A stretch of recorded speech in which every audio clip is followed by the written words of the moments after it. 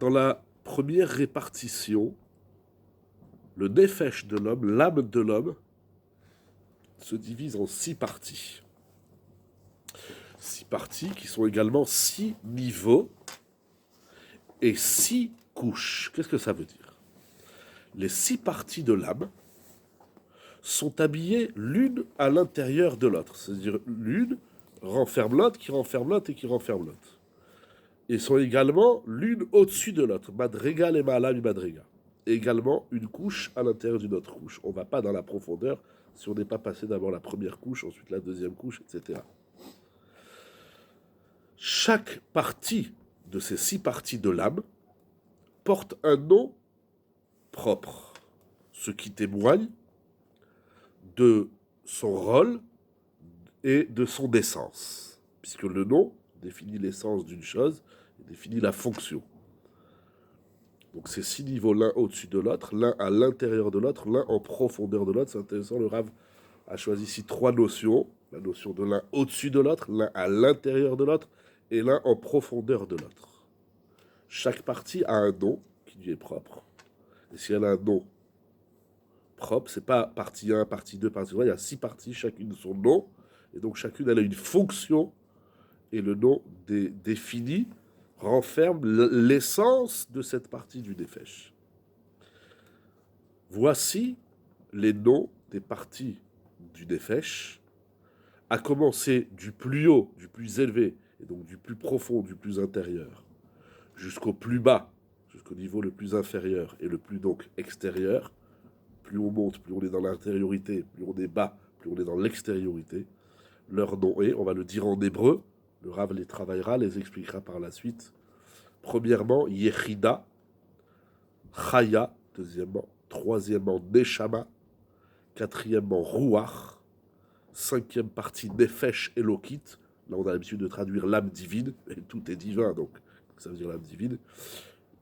Sixièmement, Nefesh Behemit, qu'on a l'habitude de traduire populairement par l'âme animale. Bien que, d'un point de vue général, le Nefesh Adam, l'âme de l'homme est unique. On a une âme, on a un Nefesh. Et chacune de ces 6 parties a pour fonction de réaliser la mission de la Neshama, comme nous avons vu dans la vidéo précédente.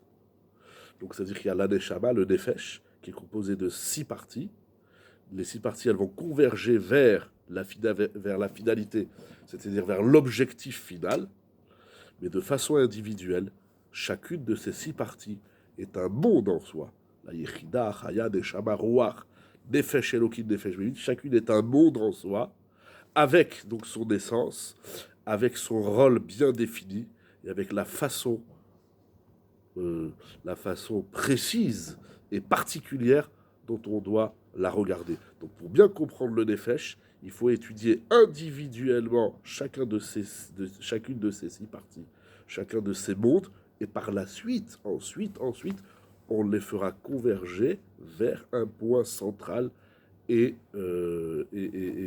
final. Mais pour faire ce travail, il faut comprendre bien chaque partie de la Neshama, quel est son nom, quelle est son essence, et par conséquent, quelle est sa fonction. Le Rav nous met déjà un petit peu la puce à l'oreille. En vérité, tout ça sera contenu dans le nom que chacune de ces parties porte. Yechida, Chaya, Neshama, Ruach, Nefesh, Elokim, Nefesh, Behemit.